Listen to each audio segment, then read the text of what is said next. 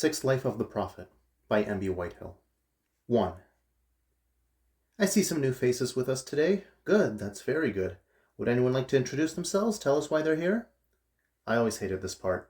Mrs. Regan was waiting for someone in the circle to volunteer and speak first. She always started by addressing the new members, but if no one was brave enough to volunteer, she would pick one of the returning members to go first and break the ice, to show the new people that talking to a group of strangers wasn't so terrifying after all. And I just knew she would pick me.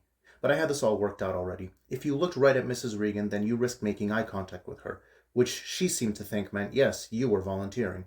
However, if you went out of your way to not look at her, if she saw you staring absent-mindedly at the ceiling, for instance, then she would take that as a sign that you were shy and needed some encouragement. The key was to find the small middle ground. I always looked at the shoulder of the person sitting right next to her.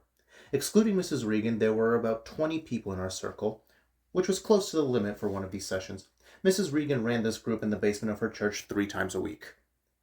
The basement was nowhere as visually stunning as the main area above us. The walls were bare, except for the odd painting of Jesus, or a photo of the church's priest shaking hands with someone important. There was only one exit from the room, which was definitely a fire hazard. The windows were tiny. Since most of this room was below ground, this meant that even during the day there was barely any natural light coming into the room, so they had to resort to these fluorescent lights that weren't even white. They were that slightly off-white with a hint of green that filtered the room and made everyone look slightly ill.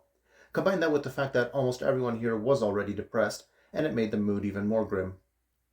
I guess I can go first, said a voice a few seats to my left.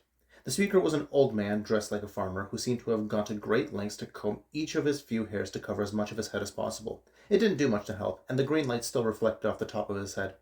I leaned forward and saw that the name tag on his chest read Bob in large letters. Oh, excellent, said Mrs. Regan, clapping her hands together.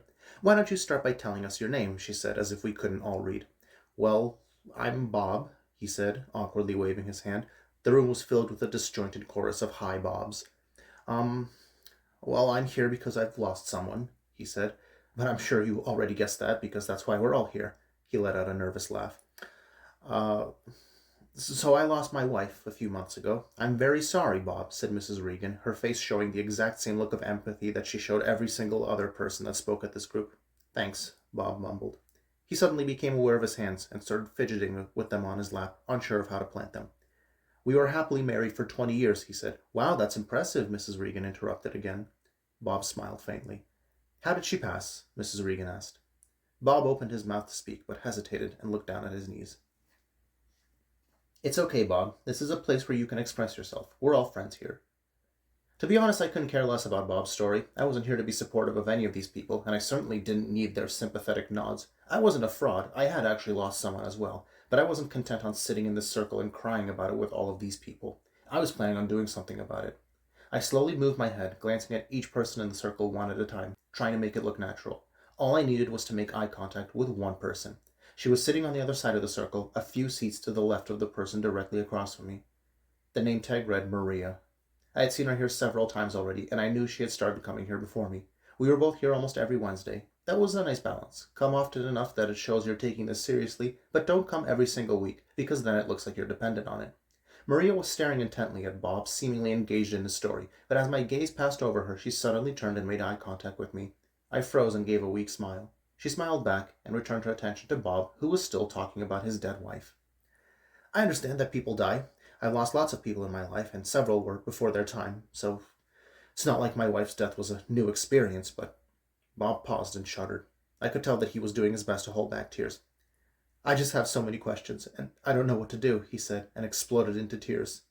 The man sitting beside him patted him on the shoulder and offered an "It's okay, man." I'm sorry, Bob spluttered as he wiped tears out of his eyes. I just wish I could see her one more time so I could ask her. He couldn't finish his sentence on account of his bottom lip trembling. It's okay, Bob. Take your time, Mrs. Regan said. What would you like to ask your wife? I want to, Bob snorted. I want to ask her why she was cheating on me. I raised my eyebrows. Finally, something exciting. This may end up being the most interesting story I'd heard in the month and a half I'd been coming here. Several other people shifted in their seats, clearly either intrigued or disturbed at the idea of Bob's wife sleeping around. Your wife was being unfaithful? Mrs. Regan asked softly. That's right, said Bob as he straightened up in his seat. I don't know who he was or how long it had been going on. I didn't find out until after she died. Oh, that must have been awful, said Mrs. Regan with that rehearsed sympathetic tone. She was with him when she died. Bob was no longer crying. He seemed to have found that courage deep inside him and was now going to tell us the entire story. They were driving somewhere, I don't know where, and then he swerved onto oncoming traffic. They both died instantly. There were gasps and whispers of "Oh God" from around the circle. The worst part was that her side of the car was mostly intact. The driver's side had taken the entire impact. The doctors said.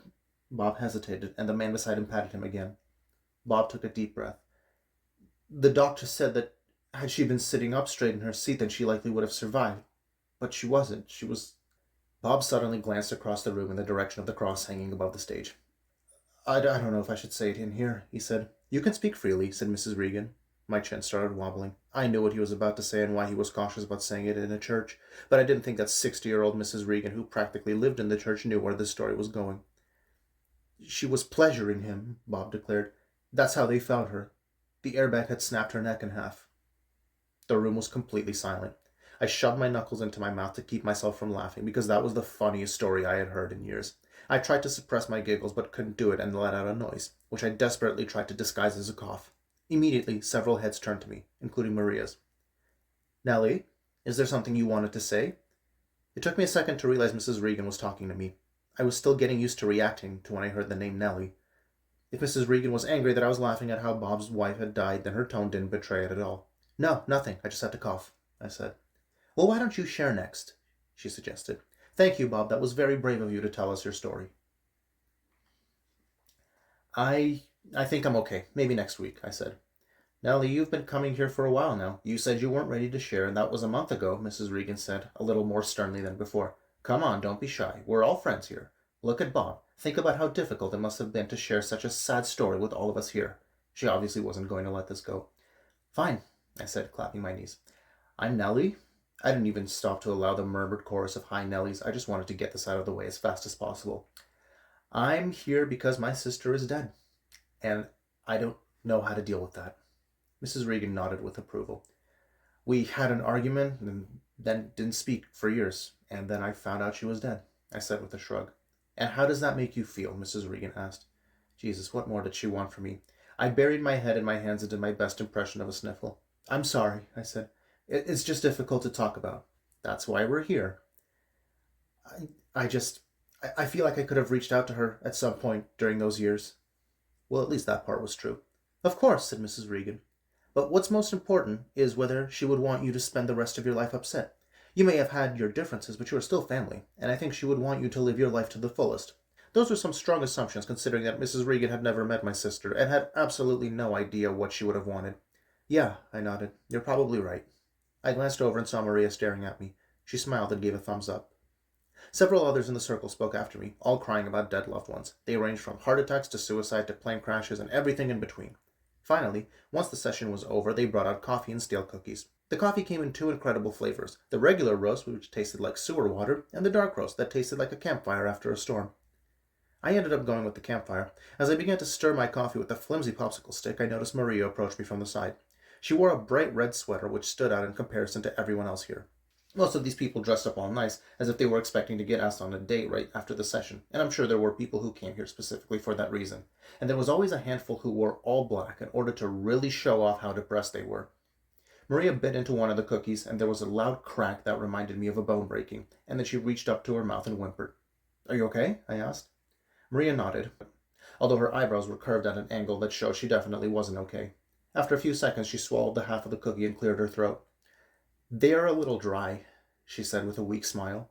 I say wash it down with the coffee, but it's not much better, I answered.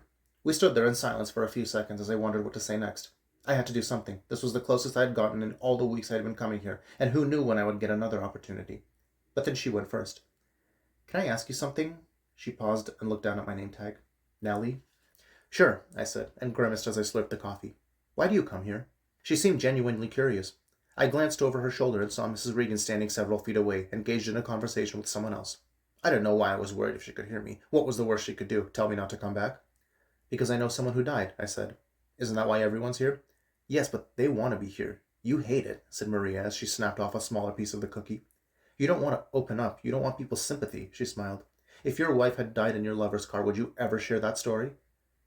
I suppressed a laugh. No, I definitely wouldn't tell anyone about that. I would probably pay the police to never share it either. So what brings you here? She asked again. I felt like I was being interrogated. I honestly, I'm sorry, she said suddenly. I didn't mean to push you like that. I was just curious. I think you feel real, not like most of the people here. She hadn't bothered to lower her voice. What do you mean? I asked. She shrugged. You don't want people to cry over you. No, I said as I gulped down half of my coffee. No, I definitely don't want that. But honestly, this place is more exciting than spending nights at home. I'd say Bob's story is probably the highlight of my week. All of this was true, but I did leave some parts out. What about you? I asked. I've never heard you speak to the group. I shared once, a few months ago, Maria explained. I've been coming here for about half a year. I nodded, but didn't ask her to elaborate on her tragic backstory. And did it help? Sharing what happened? Oh, everyone told me that life gets better and that I'm very brave for sharing, she said in a tone that showed she thought it was all bullshit. But then why keep coming back? I asked. She tilted her head as she thought about the question. I think I like helping people. But the problem is that most people here just want to be praised and told nothing is their fault and don't actually want to work to get to a better place, she said. I know what you mean, I said as I finished my coffee. This was going well. Now I needed to think of a way to move this forward. Behind her, the rest of the people from the group were slowly making their way to the back door. Do you want to grab a drink? I asked hesitantly. Maria immediately frowned. No, I gave off the wrong impression.